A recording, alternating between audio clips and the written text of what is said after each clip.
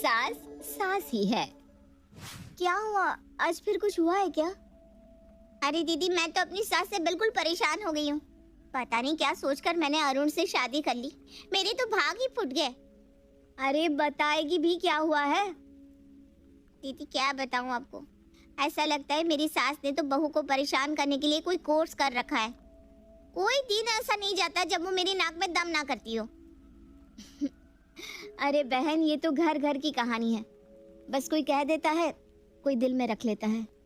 बाकी हालत तो हर बहू की एक जैसी ही होती है। ठीक कहती है दीदी। कभी कभी तो लगता है मैंने शादी ही क्यों की। क्या इस राजनीति में पिसने के लिए इंसान शादी करता है?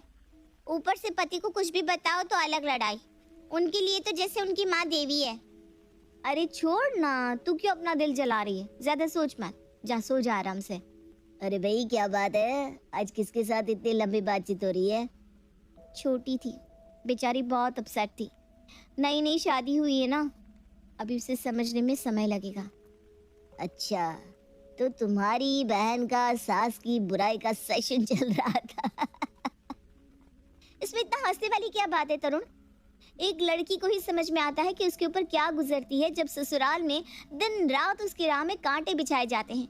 उसके उठने बैठने सोने जागने हर काम से उसे जज किया जाता है। और सबसे बड़ी बात, जब उसे उसके ही सो कॉल्ड घर में राजनीति का शिकार होना पड़ता है, तब वो बेचारी क्या महसूस करती है ये एक औरत ही समझ सकती है। अरे बस बस बस, अब तुम रुलाओगी क्या? तुम तो ऐसे बता रही हो जैसे तुमने ये सब खुद महसूस किया हो। अरे भाई, ऐसा कौन सा अत्याचार हो गया तुम औरतों पर? खैर बाकियों की तो बता नहीं सकता, पर तुम इस मामले में बहुत लकी रही हो। अच्छा, वो कैसे? अरे भाई, मेरी मम्मी वर्ल्ड की सबसे बेस्ट सास और माँ जो है, उनके साथ रहते हुए तुम्हें कभी लगता ही नहीं होगा कि तुम अपने ससुराल में अपनी सास के साथ रह रही हो। अच्छा, और ये इतनी गहरी बात तुम इतने कॉन्फिडेंस के साथ कैसे कह सकते हो? लो भाई, आंखों देखी भी कोई झुठला सकता है क्या? मैंने अपनी आंखों से देखा है, और सिर्फ एक दिन में नहीं, मैं तो पूरे 1 साल से देख रहा हूँ।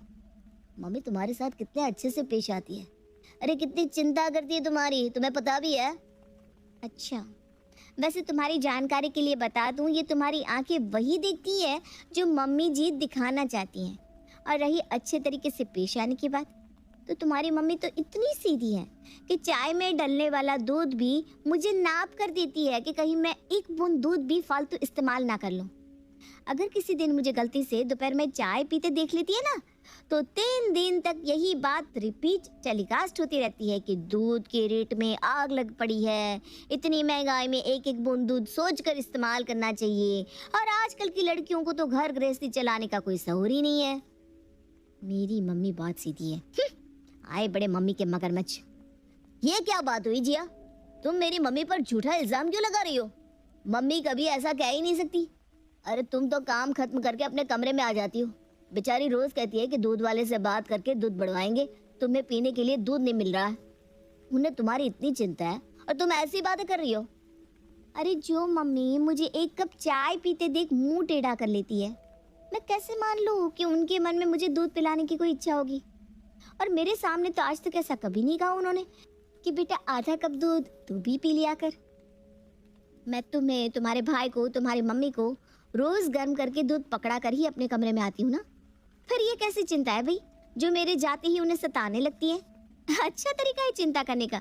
चिंता भी हो गई, नंबर भी बढ़ गए, और कुछ खर्चा भी नहीं हुआ। अरे हाँ, वो कहते ना, हींग लगी ना फिटकरी, रंग चोखा का चोखा।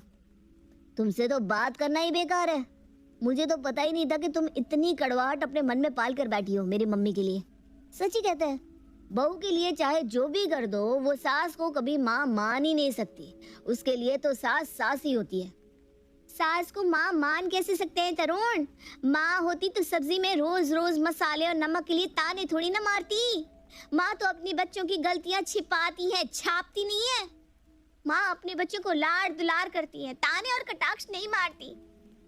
इसलिए सास को माँ मान लो वाला डायलॉग ना मुझ पर चिपकाने की कोशिश तो तुम मत ही करो।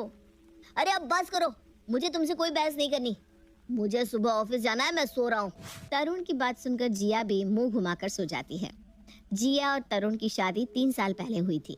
बाकी सासों की तरह जिया की सास उसे कभी परेशान नहीं करती थी। बल्कि उनकी तो एक अलग ही कूटनीति थी। जब उनका बेटा तरुण घर पर होता तो वो अपनी बहू जिया को कुछ ज्यादा ही लाड़ प्यार दिखाती। बेटे के सामने बहू की तारीफ करती और उसकी चिंता जाहिर करती, जिससे वो बेटे की नजर में एक आदर्श माँ और सास की छवि बना सके। और जैसे ही घर के आदमी काम पर जाते, सास कौशल्या के तेवर ही बदल जाते।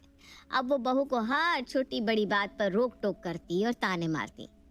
सास के इस दोगले व्यवहार से जिया बहुत परेशान रहने लगी थी और इस गुड़न के कारण वो बेहद चिड़चिड़ी और मुंह फट होती जा रही थी। सुबह का समय था। तरुण अपने कमरे में ऑफिस के लिए तैयार हो रहा था। जिया बेटा, कितनी बार कहा है कि सब्जियां मुझे दे जाया कर, अकेले रसोई में लगी रहती है। थक जाती होगी ना सब काम अकेले करते करते, और मैं यहाँ खाली ही तो बैठी हूँ। ला, सब्जी मैं काट कर दे देती हूँ बेटा। नहीं मम्मी जी, मैं कर लूंगी, आप रहने दो। अरे नहीं, लाना बेटा, मैं काट देती हूँ। जिया जैसे ही सब्जियां कौशल्या को देकर आती है, कौशल्या देखती है कि सामने से बेटा तरुण चला आ रहा है। अरे सर्दियों में ना मेरे हाथ पैर बिल्कुल काम करना बंद कर देते हैं। मैं तो रात भर हाई ब्लड प्रेशर से सो भी नहीं पाई। सुबह सोचा थोड़ा लेट जाऊं, लेकिन फिर भी घर में इतने काम है, सोने कहाँ से चली जाऊंगी। इसीलिए तो 5 बजे ही उठ गई। अरे जिया, ये जरा सी सब्जी तुमसे काटी नहीं जाती क्या? मम्मी की तबीयत सही नहीं रहती, सुबह सुबह मम्मी पर काम का बोझ तो मत डाला करो। अब उनकी उम्र रह गई है क्या काम करने की? अरे तरुण, मैंने मम्मी को कब कहा कि सब्जी काटे? यही जिद कर रही थी कि मैं इन्हें सब्जी दे दूं, इसीलिए लाकर पकड़ा दी। अरे मम्मी का तो मन ही ऐसा है, किसी को अकेले काम करते देख ही नहीं सकती। देखो, अपनी तकलीफ भूल कर तुम्हारी मदद करा रही है, लेकिन तुम्हें तो समझना चाहिए ना। मम्मी आप आराम कर लो, जिया काम संभाल लेगी। तरुण की बात सुनकर जिया हैरानी से दोनों माँ बेटी को देखने लगती है। बहुत अच्छे मम्मी जी, माइंड गेम खेलना तो कोई आपसे सीखे। आप तो सीरियल वाली खुर्राट सास से भी ज्यादा खतरनाक हो। लगता है उन सारी सासों को सास बनने की ट्रेनिंग आपने ही दी होगी। कौशल्या ने बेटे तरुण की नज़र में बहू को नीचा कर दिया था और मदद कराने को कहकर खुद ऊपर उठ गई थी। इस तरह बिना कुछ किए भी वो बेटे की नज़र में त्याग की मूर्ति बन गई थी। तरुण के ऑफिस जाने के बाद, अरे जिया, ये कैसी सब्जी बनाई है तुमने? तेल ही तेल नजर आ रहा है। इतने साल हो गए शादी को, लेकिन सब्जी बनानी नहीं आई। तेल तो ज्यादा नहीं है, उतना ही डाला है जितना रोज डालती हूँ। हाँ तो तू चाहती है ना कि हम हार्ट पेशेंट बनकर ऊपर पहुंच जाए, तभी तो रोज तेल भर भर कर सब्जी बनाती है।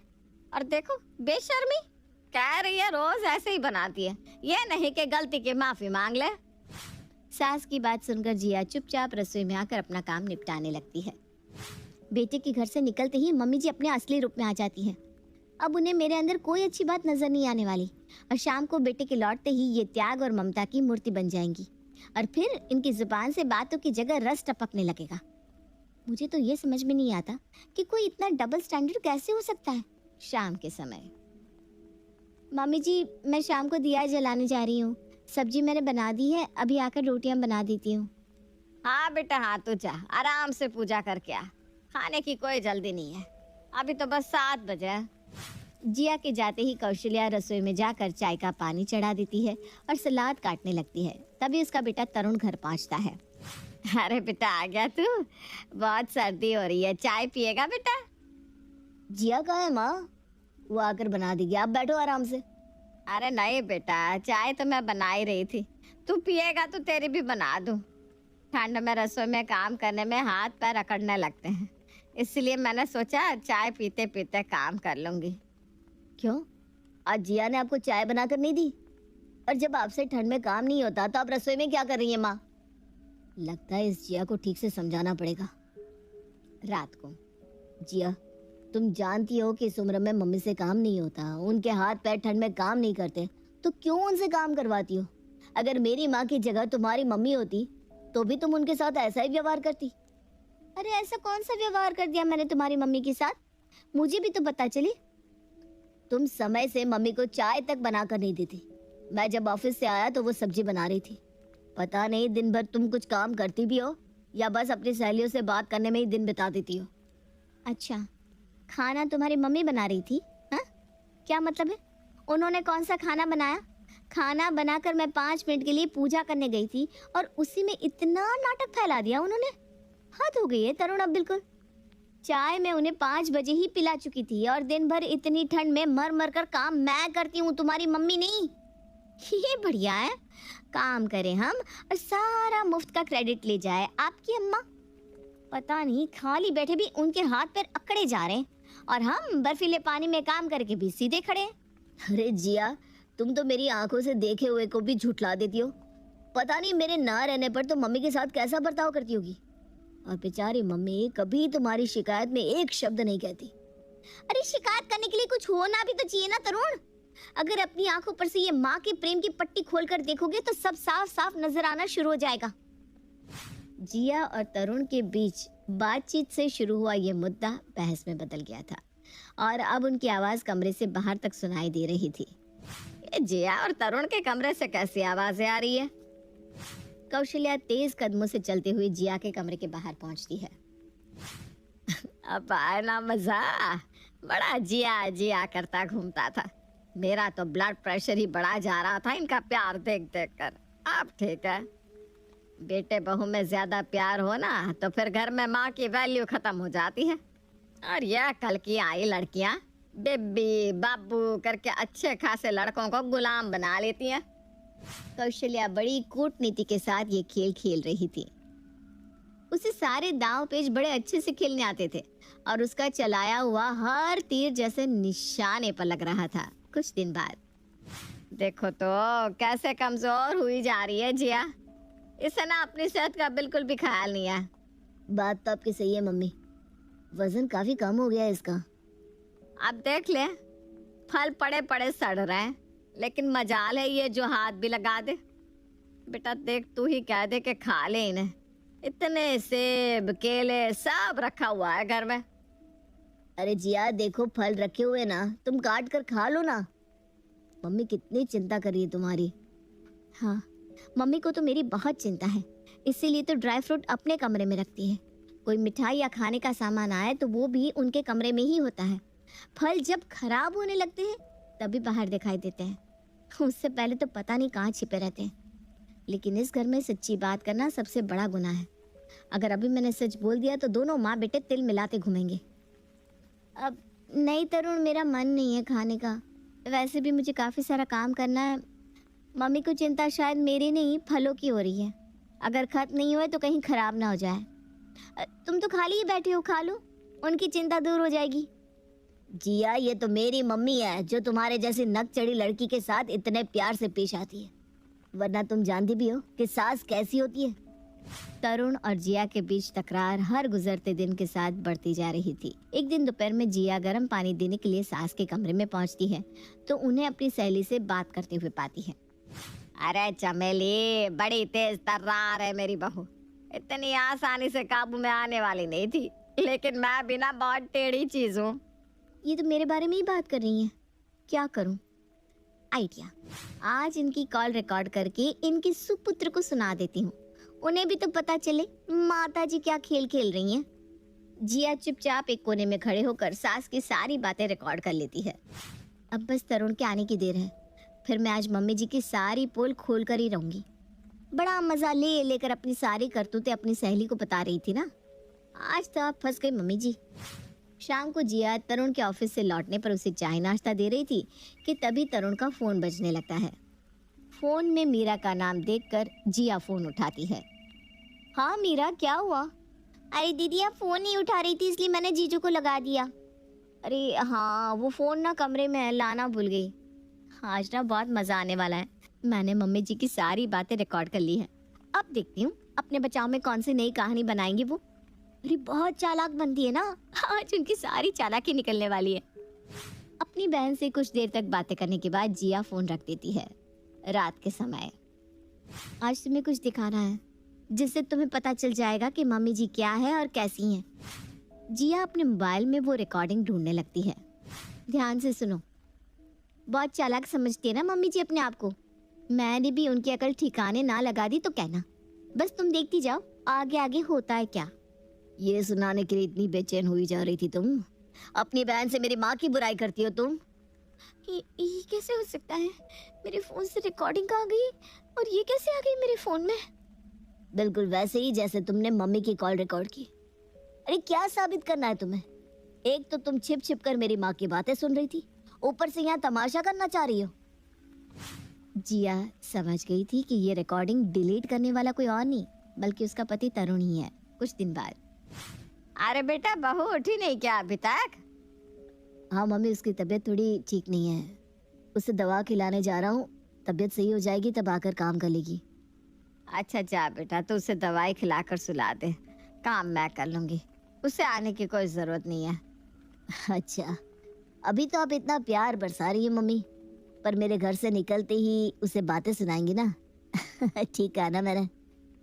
मम्मी, आपने सच में अच्छा नहीं किया जिया के साथ। आखिर क्या मिला आपको ऐसा करके? मैंने पूरी रिकॉर्डिंग सुन ली है, आप जो अपनी सहेली को अपनी बहादुरी के किस्से सुना रही थी। अब तुझे सब पता चल गया था तो जताया क्यों नहीं? बहू को झूठा क्यों साबित किया? क्योंकि मैं अपनी माँ को बहू की नज़र में बेइज्जत होते नहीं देखना चाहता था। माँ माँ होती है, उसे मैं कैसे झूठा साबित कर देता। और माँ, ये भी आपकी बहू ने ही सीखा है, वो चाहे लाख आपसे मन मुटाव रखे लेकिन आपका अपमान कभी नहीं करती। मुझे माफ कर दे बेटा, मैं भी अब दिखावा नहीं, सच्चा वाला प्यार करके अपनी बहू को बेटी बनाकर रहूंगी।